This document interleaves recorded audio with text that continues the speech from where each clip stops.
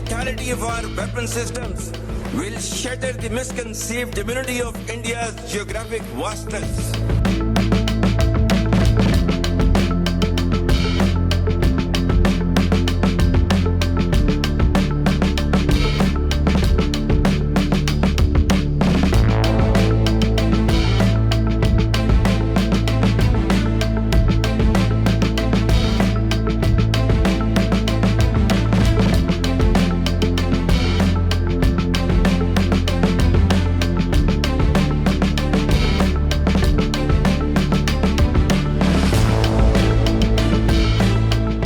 இந்தியாவுக்கு எச்சரிக்கை விடுத்து இருக்கும் பாகிஸ்தான் ராணுவ ஜெனரல் அசீம் முனீர், ஆப்கானிஸ்தானுக்கு இந்தியா ஆயுதங்களை வழங்க முடியுமா? என்ன வழி இருக்கிறது?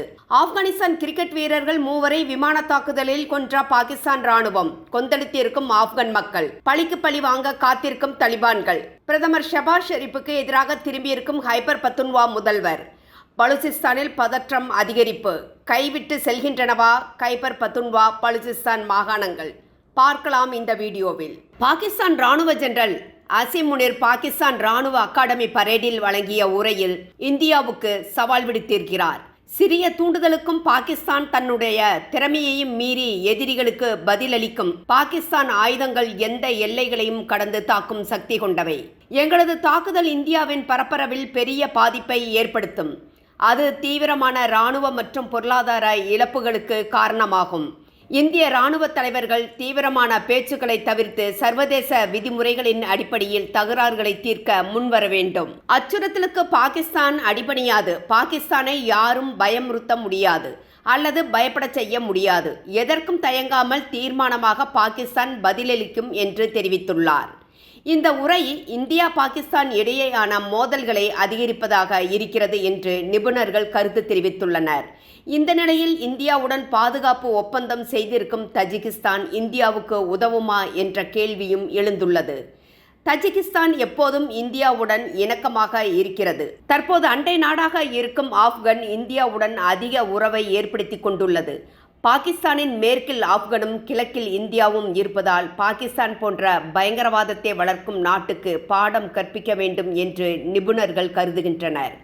இந்த நிலையில்தான் ஏன் இந்தியா தஜிகிஸ்தான் வழியாக ஆப்கானிஸ்தானுக்கு ஆயுதங்களை அனுப்பி அங்கிருந்து ஆப்கானுக்கு அனுப்ப முடியாது என்ற கேள்வியை எழுப்பியுள்ளனர். பாகிஸ்தானை எதிர்கொள்வதற்கு தலிபான்களிடம் குறைவான ஆயுதங்கள் மட்டுமே இருப்பதாக கூறப்படுகிறது. அமெரிக்கர்கள் விட்டு சென்ற ஆயுதங்களின் பெரும்பகுதி பழுதடைந்துள்ளன அல்லது நீண்டகால போர்களுக்கு பொருத்தமற்றவையாக உள்ளன.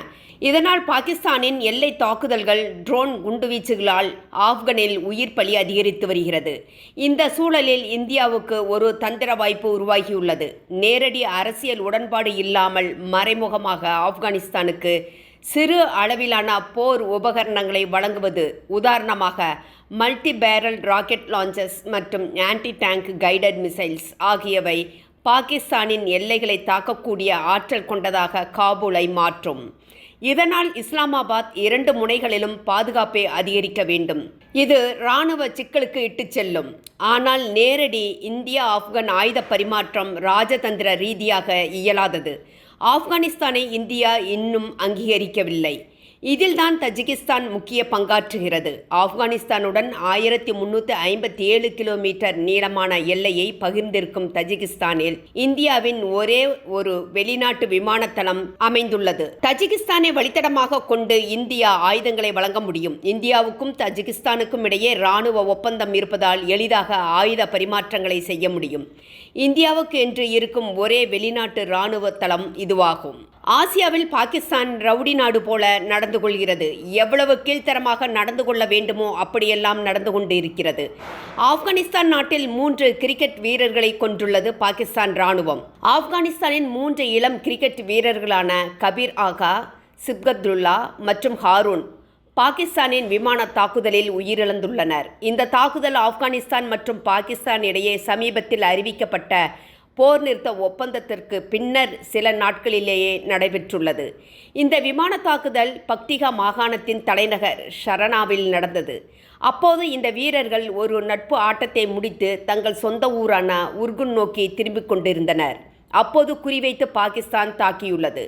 பாகிஸ்தானின் கோரமுகம் சர்வதேச கிரிக்கெட் உலகையே அதிர்ச்சியடையச் செய்துள்ளது. கபீரகா, சிப்கத்துல்லா, ஹாரூன் ஆகியோர் சாதாரண வீரர்கள் அல்ல. உலகரங்கில் தங்கள் தேசிய ஹீரோக்களை பார்த்து வளர்ந்த தலைமுறையினர். ஒருநாள் ஆப்கானிஸ்தான் தேசிய அணிக்காக ஆடுவோம் என்ற கனவை மனதில் சுமந்து கொண்டு கனவுடன் இருந்தவர்கள். அதற்கான கடுமையான பயிற்சிகளில் ஈடுபட்டு வந்தவர்கள். ஆனால் கனவு நிறைவேறுவதற்கு முன்பாகவே அவர்களது வாழ்க்கை பயணத்தை பாகிஸ்தான் முடித்துள்ளது. இந்த தாக்குதலில் மொத்தம் 8 பேர் உயிரிழந்தனர். அதில் 5 பேர் பொதுமக்கள், மேலும் 7 பேர் காயமடைந்துள்ளனர். ஆப்கானிஸ்தான் கிரிக்கெட் வாரியம் இந்த துயர சம்பவத்துக்கு பின்னர் பாகிஸ்தானில் நடைபெற இருந்த மும்முனை தொடரிலிருந்து விலகுவதாக அறிவித்துள்ளது. இந்த செய்தி கிரிக்கெட் உலகையே அதிர்ச்சியிலும் துயரத்திலும் ஆழ்த்தியுள்ளது. அரசியல் பதற்றங்கள் இந்த பகுதியில் பலமுறை விளையாட்டு உறவுகளை பாதித்துள்ளது. எப்போதும் இரு நாடுகளுக்கிடையே உறவுகள் சரியில்லை என்றால் விளையாட்டுக்கள் தான் உறவுகளை வளர்ப்பதாக இருக்கும். ஆனால் பாகிஸ்தான் விளையாட்டையும் வினையாக எடுத்துக்கொண்டுள்ளது துரதிர்ஷ்டவசமானது. சமீபத்தில் பல உலகத்தரம் வாய்ந்த அணிகளை வீழ்த்தி சர்வதேச அரங்கில் நல்ல பெயரை எடுத்திருந்த ஆப்கானிஸ்தானுக்கு இந்த 3 வீரர்களின் மரணம் ஒரு தனிப்பட்ட துயரமாகவும் இழப்பாகவும் அமைந்துள்ளது. இப்போது போர் நிறுத்த ஒப்பந்தம் முறிந்த நிலையில் இரு நாடுகளுக்கிடையேயான தூதரக உறவுகள் மீண்டும் சிதைந்துள்ளது. ட்ரம்பை நோபல் சமாதான பரிசுக்கு பரிந்துரைக்கிறார் பாகிஸ்தான் பிரதமர். எங்கு சென்றாலும் அடிமை மாதிரி அவர் பின்னால் சென்று அவருக்கு துதிப்பாடி வருகிறார். இந்த ஆண்டின் அமைதிக்கான நோபல் பரிசு அறிவிக்கப்பட்ட பின்னர் மீண்டும் ட்ரம்பை அடுத்த ஆண்டுக்கான நோபல் பரிசுக்கு பரிந்துரை செய்கிறார் பாகிஸ்தான் பிரதமர் ஷபாஸ் ஷெரீப். போர் நிறுத்தம் செய்த பின்னரும் ஆப்கானிஸ்தான் மீது தாக்குதலை பாகிஸ்தான் நடத்தி வருகிறது. பொதுமக்களை கொன்று வருகிறது. நாட்டுக்குள் மத கலவரம் வெடித்துள்ளது. ஹைபர் பத்துன்வா முதல்வர் சர்தார் அலி அமீன் கான் நாட்டின் பிரதமராக இருக்கும் ஷபாஸ் பேச்சை கேட்கவில்லை. பிரதமர் கூட்டிய கூட்டத்திற்கு வரவில்லை.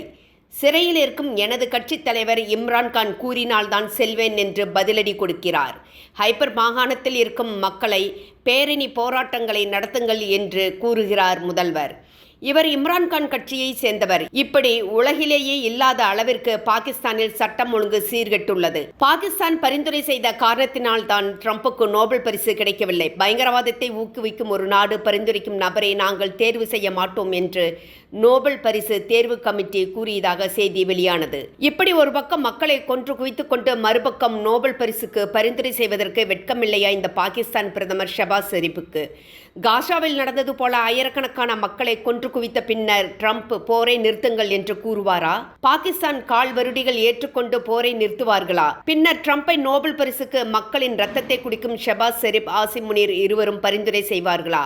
இந்தியாவுக்கு எச்சரிக்கை விடும் ஆசிம் முனீர் முதலில் தனது நாட்டை காப்பாற்றிக் கொள்ள வேண்டும். உள்நாட்டு கலவரங்கள் நடந்து வருகிறது. மக்கள் கொல்லப்படுகின்றனர். அதை நிறுத்திவிட்டு இந்தியாவுக்கு சவால் விட வேண்டும் ஆசிம் முனீர். பாகிஸ்தான் ராணுவம் முற்றிலும் தோல்வியடைந்துள்ளது. அதை மறைப்பதற்கு இப்படி ஒரு நாடகம் ஆடுகிறார் ஆசிம் முனீர். சிந்தூர் 1.0 மறந்துவிட்டு பேசக்கூடாது ஆசிம் முனீர். விரைவில் அவர் சிந்தூர் 2.0க்கு தயாராக வேண்டும். தற்போது ஹைபர் பக்துன்வா மற்றும் பலூசிஸ்தான் மாகாணங்கள் பாகிஸ்தான் பிடியை விட்டு சென்று கொண்டுள்ளன. அங்கு இருக்கும் பஸ்தூன் மக்கள் ஆப்கானிஸ்தான் பக்கம் செல்லவே விரும்புகின்றனர். பலூசிஸ்தான் மாகாணத்தில் போராட்டத்தில் ஈடுபட்டு இருக்கும் பெண்களை பாகிஸ்தான் ராணுவம் இரவோடு இரவாக கைது செய்து வேனில் ஏற்றிச் செல்கிறது. இவர்களது பாதுகாப்பு குறித்தும் அச்சம் எழுந்துள்ளது. தேரிக்-இ-லபாயிக் பயங்கரவாத அமைப்பு பலூசிஸ்தான் மாகாண மக்களுக்கு ஆதரவாக களத்தில் இருக்கிறது. ஆப்கானிஸ்தான் படைகள் பாகிஸ்தான் எல்லையை நோக்கி நகர்ந்து கொண்டு இருக்கிறது. ஏற்கனவே மோதல் நடந்து வரும் வடக்கு வரிசிஸ்தான் பகுதி நோக்கி ஆப்கானிஸ்தானின் தலிபான் வீரர்கள் சென்று கொண்டு இருக்கின்றனர். இங்குதான் நேற்று பயங்கர மோதல் நடந்தது. பாகிஸ்தான் வீரர்களும் பயங்கரவாதிகளும் கொல்லப்பட்டனர். போர் நிறுத்த அறிவிப்புக்கு பின்னர் இரு நாடுகளுக்கும் இடையே கத்தார் தலைநகர் தோகாவில் அமைதிக்கான பேச்சுவார்த்தை அக்டோபர் 18ஆம் தேதி நடக்கிறது. இதில் பாகிஸ்தான் பாதுகாப்புத்துறை அமைச்சர் கவாஜ் கலந்து கொள்கிறார். ஆப்கான் தரப்பில் பாதுகாப்புத்துறை அமைச்சர் முகமது யாகூப் கலந்து கொள்கிறார்.